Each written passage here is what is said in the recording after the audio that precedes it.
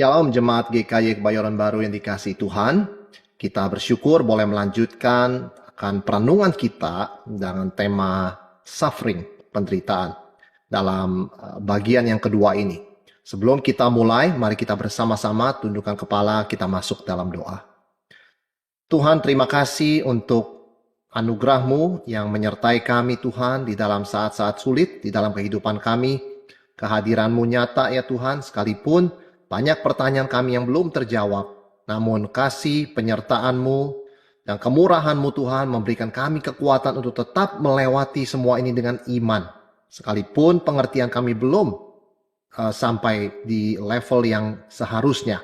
Kami mohon Tuhan berkati dalam pertemuan saat ini, setelah kami bersama-sama memuji nama-Mu dan berdoa, biar Tuhan boleh sungguh membuka hati pikiran kami untuk mengerti kebenaran firman-Mu, sehingga kami bisa tetap setia mengikut Tuhan dalam segala keadaan.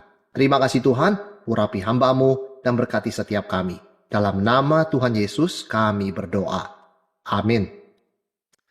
Saudara, dalam sesi yang kedua ini kita akan membahas secara khusus tentang penderitaan orang benar. Penderitaan orang benar. Jadi kita tahu ada 6 pilar yang perlu kita pegang secara doktrinal sehingga kita mempunyai pengertian yang utuh dan sehat tentang penderitaan. Perspektif kita benar-benar berdasarkan pada keseluruhan firman Tuhan. Dan pada sesi yang kedua ini kita akan belajar mengenai misteri penderitaan orang benar dan pemeliharaan Allah, providensia Allah. Kita akan bersama-sama membaca Mazmur 73 ayat 13 sampai 17. Mazmur 73. Kita akan baca ayat 13 sampai 17. Sia-sia sama sekali aku mempertahankan hati yang bersih dan membasuh tanganku, tak datak bersalah. Namun sepanjang hari aku kena tulah dan kena hukum setiap pagi. Seandainya aku berkata, aku mau berkata-kata seperti itu, maka sesungguhnya aku telah berkhianat kepada angkatan anak-anak-Mu. Tetapi ketika aku bermaksud untuk mengetahuinya, hal itu menjadi kesulitan di mataku. Sampai aku masuk ke dalam tempat kudus Allah dan memperhatikan kesudahan mereka. Salah satu pergumulan orang Kristen tentang penderitaan adalah realita ini. Sama seperti yang dikatakan dalam Mazmur 73 tadi. Mengapa banyak orang yang menolak Tuhan, tidak taat kepada firman-Nya, lancar hidupnya? Sedangkan ada anak Tuhan yang setia, rendah hati, taat, tetapi menderita terus-menerus. Tidak habis-habisnya penderitaan yang menimpa hidupnya. Nah, ini adalah pergumulan yang berat yang seringkali menggoncangkan iman karena menyentuh masalah keadilan Tuhan. Itu yang dikatakan dalam Mazmur 73 tadi. Penulisnya, yaitu Asaf, mengatakan dia menjaga tangannya itu bersih. Tetapi mengapa dia melihat hidupnya penuh dengan penderitaan, sementara dia menjaga hatinya bersih? Sedangkan mereka-mereka yang tidak peduli dengan hati yang bersih, mereka yang berbuat dan berkata semaunya, hidupnya itu lebih lancar, lebih makmur, ya, lebih tidak ada masalah. Dia mengalami krisis iman. Ini adalah satu area yang banyak sekali anak-anak Tuhan bergumul. Bukankah orang yang tidak taat kepada Tuhan seharusnya mengalami kesulitan dalam hidupnya? Seharusnya. Kalaupun tidak sepanjang hidupnya, bukankah sebagian besar hidupnya dia harus lebih menderita daripada mereka-mereka yang taat kepada Tuhan? Dan bukankah seharusnya orang yang taat kepada Tuhan karena sudah menurut pada Tuhan mengalami kelancaran? Tidak mengalami masalah atau penderitaan. Saudara, sebelum kita bicarakan lebih dalam mengenai hal ini, kita perlu mengklarifikasi, ya, menjelaskan beberapa pengertian yang salah. Kita coba baca 2 Timotius 3 ayat yang ke-12. Apa yang Rasul Paulus tulis dalam 2 Timotius 3 ayat 12. Memang setiap orang yang mau hidup beribadah dalam Kristus Yesus akan menderita aniaya. Jadi jelas Rasul Paulus sudah menuliskan di sini bahwa orang yang mau taat kepada Tuhan, mau bertekun, mau mengejar kekudusan di dalam Kristus Yesus akan menderita aniaya. Jadi artinya apa? Ada semacam miskonsepsi bahwa hanya dengan taat kepada Tuhan saja, maka otomatis hidup kita akan lancar dan bebas hambatan. Sementara di dalam 2 Timotius 3 tadi ayat 12 dikatakan kalau kita mau sungguh taat kepada Tuhan pasti akan menderita aniaya. Jadi itu saja sudah menyatakan bahwa pemikiran kita selama ini bahwa kalau saya taat sama Tuhan semuanya pasti lancar, itu keliru. Demikian juga orang yang mengikut Yesus harus memikul salib dan menyangkal diri. Itu bukan pengalaman yang mengenakan. Ya, kita perlu jelas fondasinya ini. Untuk kita memahami mengapa Tuhan mengizinkan penderitaan dalam hidup anak-anaknya. Dalam hidup orang benar. Tetapi sekali lagi tetap ada pertanyaan. Mengapa orang yang menolak Tuhan kok lancar hidupnya? Mereka menghalalkan semua cara, berkata yang mereka mau, melakukan yang mereka mau. Begitu kan? Tanpa mengindahkan hukum Tuhan dan moralitas. Mereka nampaknya baik-baik saja kok. Dan mengapa untuk seorang anak Tuhan mau melakukan apa yang benar saja malah mendapatkan banyak hambatan? Nah, kembali kepada prinsip firman Tuhan. Kita bersyukur di dalam firman Tuhan ada satu kisah, ada satu kitab yang bernama Ayub. Kitab tentang seorang tokoh bernama Ayub. Karena Ayub ini sebuah kitab ya yang ada begitu banyak pasal. Kita bisa mempelajarinya. Karena Ayub adalah semacam model. Bagaimana seorang yang sungguh taat di hadapan Tuhan dan menyenangkan Tuhan saat yang sama menderita. Coba kita lihat siapa Ayub. Orang terkaya di timur. Artinya dia orang yang diberkati Tuhan dengan banyak kelimpahan. Dan Ayub tahu semua ini adalah berkat Tuhan. Itu sebabnya dia selalu mempersembahkan korban syukur. Dia tahu. Dia tahu. Ya. Dan dia juga memohon ampun akan segala dosa anak-anaknya. Apa yang anak-anaknya perbuat, mungkin mereka berpesta pora, mungkin mereka berkata yang tidak pantas tentang Tuhan. Ayub menyadari hal itu.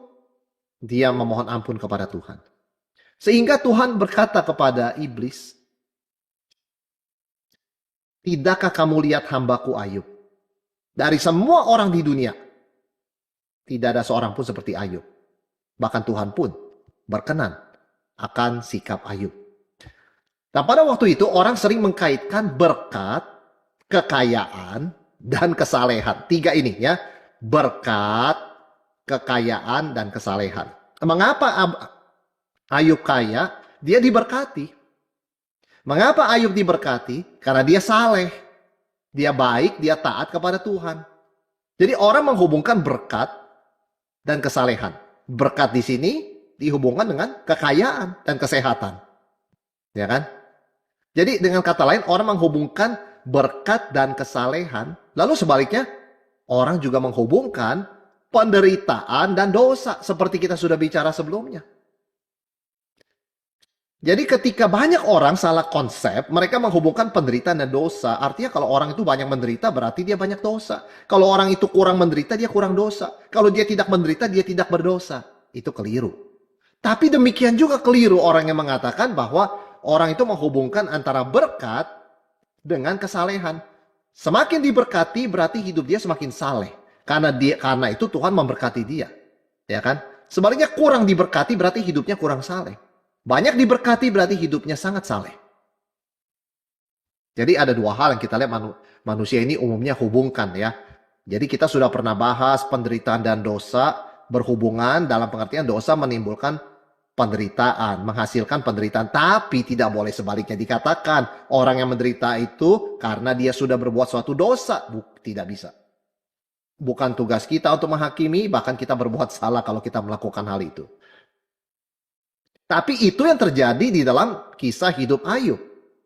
Orang menghubungkan berkat dan kesalehan. Ayub diberkati dengan kekayaan, oh terang saja, dia saleh. Tetapi sebaliknya iblis punya pikiran yang berbeda. Oh Ayub saleh karena dia diberkati. Coba Tuhan ambil segala berkat itu, pasti Ayub akan mengutuk Tuhan. Saudara, kita harus hati-hati dalam koneksi ini. Karena iblis pun mengkaitkan keduanya. Ya, jadi maksud saya bukannya kita itu menjadi iblis kalau kita melihat hubungan keduanya. Tetapi kita harus hati-hati kepada kesalahan. Kesalahan yang akan nanti kita lihat diperbuat oleh teman-temannya Ayub. Yang sebetulnya tidak jauh daripada apa yang iblis katakan kepada Tuhan. Dia saleh karena dia diberkati. Sedangkan kita seringkali berpikir dia diberkati karena dia saleh. Artinya kita mengkaitkan dua hal ini dan gagal melihat elemen-elemen lainnya yang Tuhan mau kita lihat. Nah, dengan kisah Ayub ini, kita bisa melihat hal ini lebih utuh. Jangan jatuh dalam kesalahan baik teman-teman Ayub maupun iblis. Singkat cerita, kisah Ayub ini berbalik 180 derajat. Ayub yang tadinya diberkati, berkemakmuran, mempunyai keluarga yang lengkap, tiba-tiba mengalami penderitaan yang sangat hebat. Sehingga begitu hebatnya penderitaan itu sampai Ayub kehilangan anak-anaknya, kehilangan harta bendanya, bahkan kesehatannya. Jadi sangat kontras. Tadinya lancar, diberkati Tuhan, saleh. Karena dia saleh begitu kan ya. Sekarang dia sangat menderita. Berarti dia tidak lagi diberkati Tuhan. Jangan-jangan dia dikutuk Tuhan. Nah pasti dia berbuat dosa. Inilah konsep ketiga teman Ayub yang nantinya Tuhan marah sekali. Ada 3 hal yang teman Ayub lakukan. Kita harus fair. Mereka lakukan dengan benar. 1, mereka mengunjungi Ayub. Di dalam penderitaannya, ketiga teman ini setia kawan. Mereka kunjungi Ayub. Yang kedua, mereka berempati dengannya. Tidak banyak omong. Mereka 7 hari diam bersama Ayub. Tidak mudah saudara sekalian. Mereka sungguh mengasihi Ayub. Mereka berempati. Dan yang ketiga, mereka mengorbankan waktu menemani Ayub. Sampai Ayub mulai bicara. Itu hal yang mereka benar. Mereka lakukan ya. Hal yang benar mereka lakukan. Problem mulai ketika mereka mulai buka suara. Selama mereka diam semuanya baik sekali. Luar biasa mengunjungi Ayub, berempati dengannya. Dan menemani Ayub. Ketika mereka mulai ngomong, disitulah kesalahan mereka kelihatan. Apa konsep mereka tentang penderitaan? Ini saudara sekalian. Good things happen to good people. And bad things happen to bad people. Tuhan itu kudus, baik, dan adil. Tidak mungkin Tuhan biarkan hal yang buruk terjadi pada orang baik. Karena menurut teman-teman Ayub, good things happen to good people. Bad things happen to bad people. Dulu Ayub banyak good things. Banyak hal-hal yang baik, berkat kan? Berarti dia dulu good. Sekarang bad things happen to Ayub. Berarti Ayub sekarang bad. Atau baru melakukan hal-hal yang buruk. Jadi kalau terjadi bad things, hal-hal yang buruk seperti penderitaan, pasti Ayub itu orang yang tidak benar. Kalau sampai dari luar Ayub kelihatan benar, pasti dosa-dosanya dia sembunyikan. Maka kita tidak tahu. Kita taunya dia orang benar. Maka ketika teman Ayub, singkat cerita, mengatakan pada Ayub, Ayub, ngaku dosa. Pasti Tuhan berkati kamu kembali. Ini kan prinsip yang benar Ayub. Tuhan itu adil dan baik. Kalau kamu memang baik, pasti Tuhan berkati. Hidupmu gak mungkin sakit-sakitan seperti ini. Tapi kalau kamu sampai mengalami penderitaan seperti ini, masa iya Tuhan yang baik menghukum kamu kalau kamu tidak salah? Tidak mungkin, Tuhan itu adil. Pasti memang kamu berbuat dosa. Saudara, mereka ngomong dengan begitu yakin berpasal-pasal. Ya, dan Ayub mendengarkan dengan keluh kesah tengah penderitaannya, padahal konsep mereka salah total. Kita harus hati-hati dengan banyak pemikiran keliru yang kita adopsi dari masyarakat, dari film, dari berbagai percakapan, mungkin percakapan ringan dengan teman-teman lingkungan sosial kita. Good things happen to good people, bad things happen to good people. Itu salah. Banyak good things terjadi pada bad people, banyak bad things terjadi pada good people. Itu tidak alkitabiah ngomong seperti itu. Tapi inilah prinsip teman-teman Ayub. Coba kita bicara, apa kesalahan mereka? Yang pertama, mereka tidak percaya adanya misteri Tuhan. Ya, bagi mereka hidup itu 1 + 1 sama dengan 2. Kalau kamu baik, Tuhan pasti baik. Kalau kamu buruk, Tuhan buruk. Kalau kamu hidupnya buruk, pasti karena kamu berbuat sesuatu yang buruk pada Tuhan. Ya kan? 1 + 1 sama dengan 2, 1 - 1 sama dengan 0. Hidup ini tidak bisa ya dilihat dengan kepastian matematik seperti itu. Ada banyak misteri kehendak Tuhan yang luar biasa. Kita tidak boleh sembarangan buka mulut soal hal ini. Inilah kesalahan teman-teman Ayub. Mereka menganggap sesuatu yang misterius kehendak Tuhan itu mereka anggap matematik. Good things happen to good people. 1 + 1 sama dengan 2. Bad things happen to bad people. 1 - 1 sama dengan 0. Gak ada yang sulit kan? Ayub, bukan misteri kenapa kamu menderita. Kamu pasti berbuat dosa. Mereka salah. Hidup ini, saudara yang terkasih, penuh dengan misteri. Karena Tuhan punya rencana dan rancangan jauh melampaui pikiran kita. Kita harus hati-hati apa yang kita katakan. Tentang kehidupan ini. Tentang kehidupan orang lain. Yang kedua, apa kesalahan mereka? Mereka bukan hanya tidak percaya misteri Tuhan. Mereka salah berkata tentang Tuhan. Oh, Tuhan pasti sedang menghukum Ayub. Sebab Tuhan itu kan adil dan baik. Nggak mungkin dia menghukum orang yang baik dan adil. Pasti Ayub berdosa, maka Tuhan hukum. Tuhan berkata, kamu salah. Kalian tuh bertiga salah ngomong tentang saya. Itu bukan sifat saya. Sifat saya tidak bisa dibikin matematik seperti itu. Karena Tuhan berkata tidak ada seorang pun di bumi seperti Ayub dalam kesalehannya. Mereka salah tentang Tuhan, mereka salah tentang Ayub. Itu yang ketiga. Mereka salah berkata tentang Tuhan, itu yang kedua. Mereka salah berkata tentang Ayub. Jadi doktrin yang keliru menghasilkan pengenalan Tuhan yang keliru, menghasilkan penilaian tentang orang yang keliru. Mereka menuduh Ayub pura-pura baik, menyembunyikan dosanya. Pasti ada dosa yang kamu sembunyikan dari kami. Ayo ngaku. Saudara sekalian, kalaupun mereka ini inconsistent, tidak konsisten. Kalaupun ada dosa yang Ayub sembunyikan, itu pasti dosa kecil kan? Di mata mereka. Kan tidak kelihatan. Membunuh, merampok ya. Tidak kelihatan. Itu pasti dosa di mata mereka itu seperti sombong, menghina, sebagainya. Mengapa hukumannya sehebat itu? Karena banyak orang juga berbuat dosa dalam hati demikian. Jadi mereka tidak konsisten juga. Mereka ini cuma mau memaksakan pengertian mereka yang salah untuk menghakimi Ayub. Dan bicara atas nama Tuhan, akhirnya keliru. Dan yang keempat, mereka mempunyai sikap yang salah tentang diri. Artinya tanpa sadar mereka merasa diri lebih baik dari Ayub. Kami sehat-sehat saja, kami bisa kunjungin kamu menderita sakit, kami sehat. Ayub, kami jelas lebih saleh daripada kamu. Mendingan kamu ngaku dosa di hadapan kami, begitu loh. Ya, kami nanti akan doakan kepada Tuhan. Nanti kan terbalik. Tuhan yang suruh mereka minta Ayub doakan mereka. Ya mereka menganggap diri mereka lebih baik, sudah mengaku dosa, mereka sudah bersih begitu. Itu sebabnya mereka tidak sakit seperti Ayub. Mereka tidak mengalami kehilangan dan perampokan seperti Ayub. Nah inilah kesalahan mereka. Kesalahan demi kesalahan.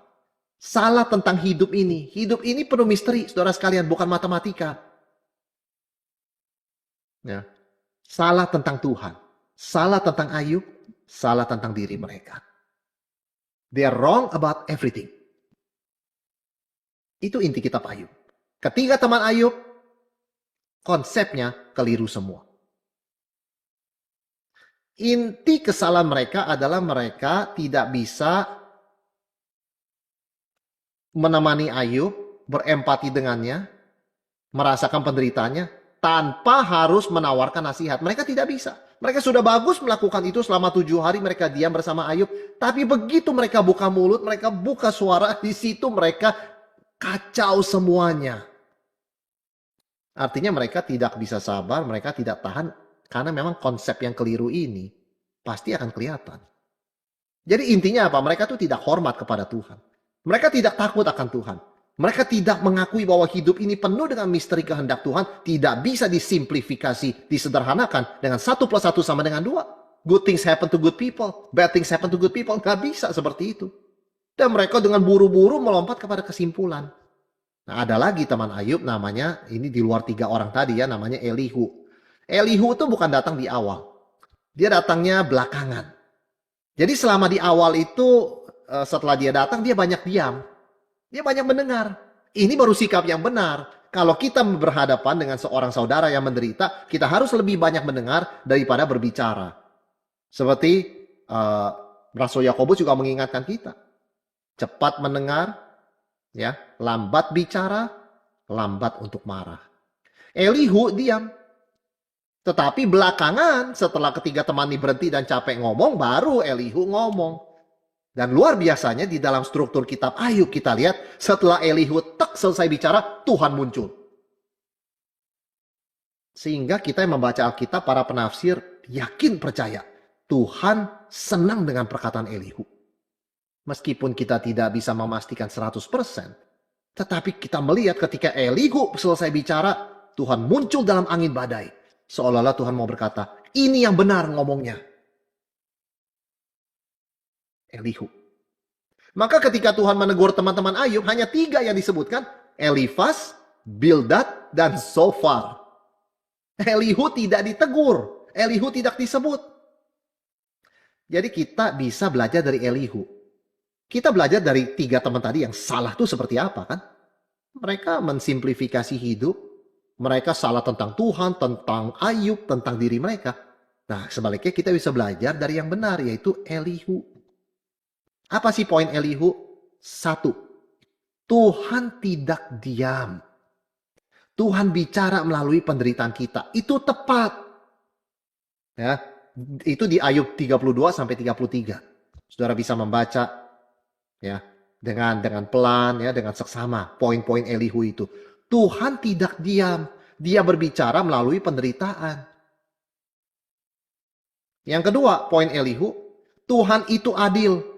Dia akan menghukum orang yang bersalah. Tapi Elihu tidak bilang siapa yang bersalah. Sedangkan ketiga teman itu menuding Ayub yang salah, mereka tidak. Itu kelirunya mereka. Jadi Elihu berkata benar, Tuhan itu adil. Dia akan menghukum orang yang bersalah. Tapi siapa yang bersalah? Semua orang sudah berdosa. Seharusnya semuanya dihukum. Jadi tidak boleh orang merasa diri lebih benar, lebih bermoral dari orang lain hanya karena dia tidak menderita seperti orang lain. Elihu careful dalam hal ini. Yang ketiga, Elihu juga mengingatkan Ayub. Hidup saleh itu tidak sia-sia biarpun kamu menderita. Luar biasa. Luar biasa. Banyak orang beranggap kalau hidup saleh itu akan dapat berkat materi berkelimpahan. Dan ketika itu tidak terjadi malah datang penderitaan, mereka merasa kalau begitu percuma saya hidup saleh. Tidak, Elihu mengatakan tidak. Hidup saleh itu adalah menuruti perintah Tuhan dan pada dirinya sendiri mulia. Tidak tergantung apakah orang itu mendapatkan berkat materi yang banyak atau tidak. Atau hidupnya orang itu lancar atau menderita, tidak. Hidup saleh itu tidak sia-sia. Ayub 35. Dan yang keempat, ini juga penting. Sangat penting. Kita harus takut akan Tuhan. Jangan mengkritik Tuhan. Ini Ayub 36 sampai 37. Itu peringatan kepada Ayub. Ayub, takut akan Tuhan. Ya. Jangan mengkritik Tuhan. Saudara, intinya tetap takut akan Tuhan. Hormat kepada Dia sekalipun kita tidak mengerti. Dan setelah Elihu selesai bicara, Ayub 37, Ayub 38, Tuhan bicara. Seolah-olah mau mengatakan ini yang benar. Ini yang benar, 4 hal ini. Tuhan tidak tinggal diam waktu kita menderita. Tuhan itu adil. Hidup saleh itu tidak sia-sia. Takutlah akan Tuhan. Karena rancangannya, kehendaknya jauh melampaui rancangan kita. Itu intinya.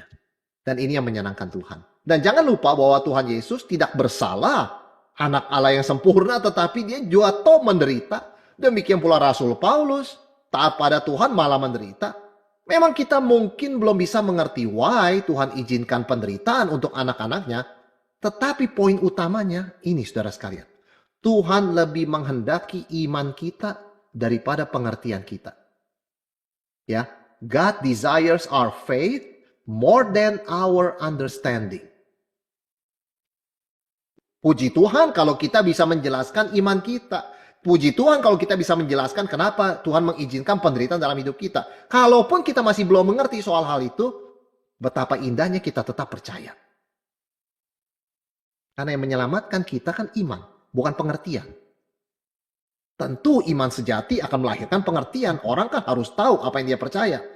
Tetapi ada misteri-misteri kehidupan ini, termasuk mengapa orang benar menderita, di mana kita pada satu waktu hanya bisa trust, percaya. Tanpa kita fully understand, mengerti dengan penuh. Lagi pula pengertian atau pengetahuan itu kan ada batasnya.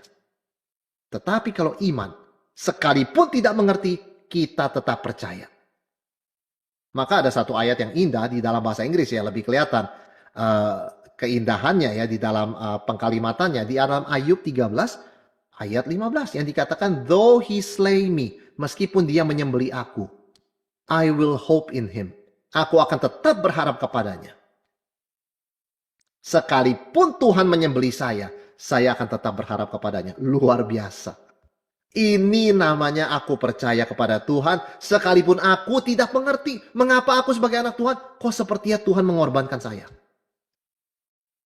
Sama sekali tidak. Ayub tetap percaya. Ini luar biasa. Saudara, seorang teolog Puritan yang terkenal, yaitu John Owen, menulis buku Kemuliaan Kristus, Glory of Christ. Dia menulis satu kalimat yang bagus sekali. Ya, dalam bahasa Inggrisnya dia berkata, faith can rest in what it cannot understand. Iman itu bisa bersandar kepada apa yang dia tidak mengerti. Faith can rest in what it cannot understand. Jadi saya mengakui, kita semua mengakui, mengapa orang benar menderita itu satu misteri. Satu misteri. Dan mengapa orang yang taat pada Tuhan justru mengalami banyak kesusahan, itu juga ada banyak misteri tentang hal itu. Tuhan seringkali tidak menjelaskan dengan tuntas why, kenapa ya kepada kita. Bukan karena dia tidak mau, tetapi karena dia mengasihi kita. Dia tahu kita ini terbatas, kita tidak mungkin mengerti why. Kita tidak mungkin mengerti dengan full alasannya. Karena kalau sampai dijelaskan, kita bukan hanya tidak mengerti, bisa salah mengerti. Dan itu tidak baik untuk iman kita. Sama seperti kita menjelaskan suatu perkara sulit kepada anak kita. Kita akan berkata, mungkin belum waktunya dijelaskan. Kalau kita jelaskan sekarang, pasti anak ini goncang. Seumur hidupnya akan trauma. Saudara sekalian, Tuhan mengasihi kita. Kalau dia tidak menjelaskan, bukan karena dia pelit penjelasan. Tetapi karena dia mengasihi kita, kapasitas kita terbatas, dia tidak mau kita salah mengerti.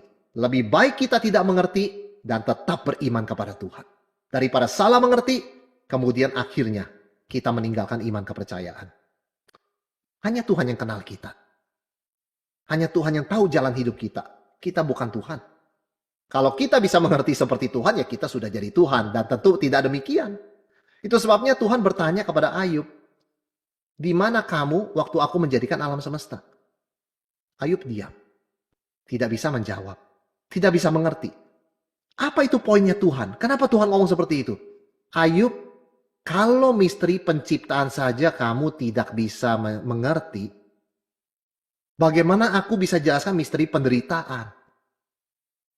Pertanyaan berikutnya, apakah penderitaan ini dalam izin Tuhan atau di luar kendali Tuhan? Jawabannya kalau ini jelas. Tuhan berdaulat seperti Elihu katakan tadi. Tuhan tidak diam di tengah penderitaan kita. Bahkan Tuhan menguasai jalannya sejarah. Penderitaan kita pun meskipun misterius bukan kebetulan atau kecelakaan.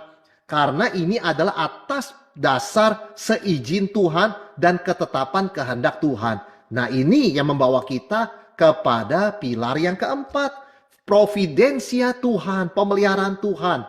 Yaitu apa yang terjadi dalam hidup kita, dalam hidup orang benar, sekalipun mereka menderita tanda kutip secara tidak adil. Ada pemeliharaan Tuhan dan semua itu terjadi di dalam kedaulatan Tuhan.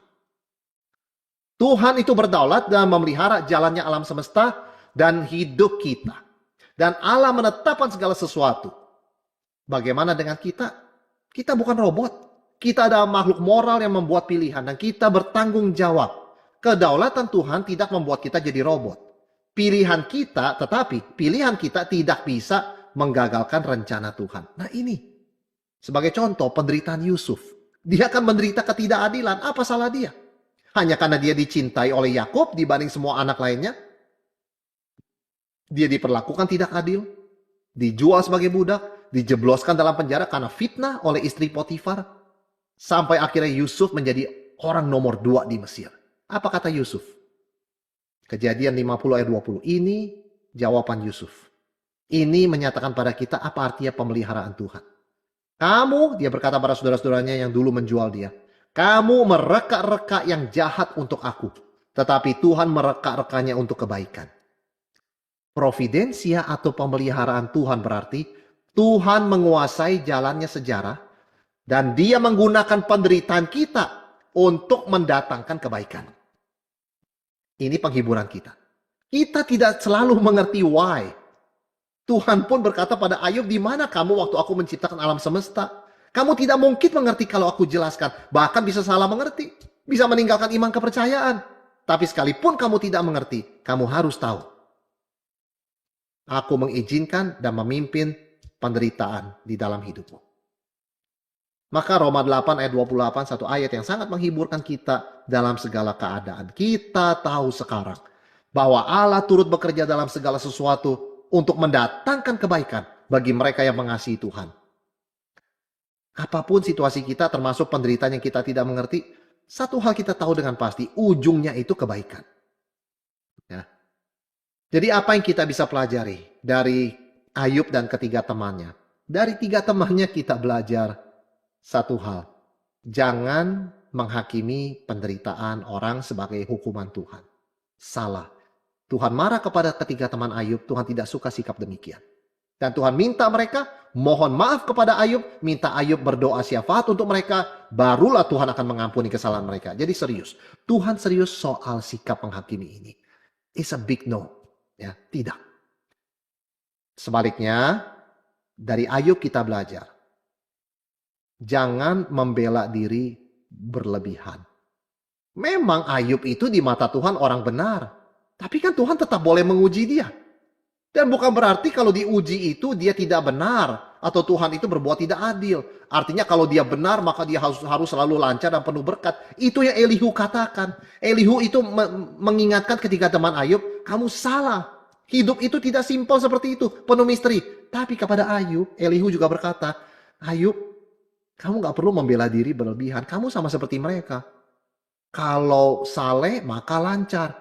Kalau tidak lancar berarti tidak saleh. Lalu kamu merasa diri saleh. Sementara hidupmu gak lancar. Maka kamu bela diri di hadapan Tuhan. Semestinya hidup saya lancar Tuhan. Sebab saya saleh. Gak perlu seperti itu. Kamu tetap bisa saleh dan hidupmu tidak lancar. Itu Elihu ingatkan.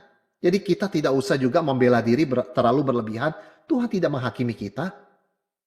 Penghakiman itu sudah ditimpakan kepada Kristus. Tuhan mengasihi kita. Jadi kalau ada penderitaan, ada situasi yang sulit, kita tidak perlu sampai membela diri. Tuhan, saya kan tidak salah. Sekalipun kita tidak salah, Tuhan boleh menguji kita. Sekalipun kita tidak salah di dalam providensia pemeliharaannya, Tuhan boleh dong mengizinkan kesulitan itu untuk menguji kita. Karena ujungnya adalah mendatangkan kebaikan bagi kita dan kemuliaan bagi namanya. Jadi ada misteri Tuhan tentang penderitaan yang harus kita akui dan terima. Nah, bagaimana kita meresponi penderitaan seorang Kristen? Seorang benar begitu ya. Satu, percaya pada kasih dan rencana Tuhan. Ingat, Tuhan lebih menghendaki kepercayaan atau iman kita. Lebih daripada pengertian kita. Understanding. Kalau kita tidak mengerti, tetap percaya. Yang kedua, sikap kita terima didikan Tuhan. Tujuannya adalah memperlengkapi dan memurnikan kita. Terima didikan Tuhan. Yang ketiga, tetap takut akan Tuhan. Karena rencana, pikiran, tujuan, perhitungan Tuhan jauh melampaui pikiran kita. Dan semua yang percaya dan takut akan Dia tidak akan dikecewakan. Seperti kita lihat dalam akhir hidup Ayub. Pada akhirnya kita akan sujud menyembah Dia sama seperti Ayub. Dan kita berkata, benar Tuhan, Engkau penuh kasih, Engkau penuh dengan kemurahan. Rencanamu begitu agung dan ajaib, pikiranku tidak sanggup mengertinya. Segala kemuliaan hanya bagi Tuhan yang mengasihi kita. Soli Deo Gloria. Mari kita tundukkan kepala, kita masuk dalam doa. Tuhan, terima kasih.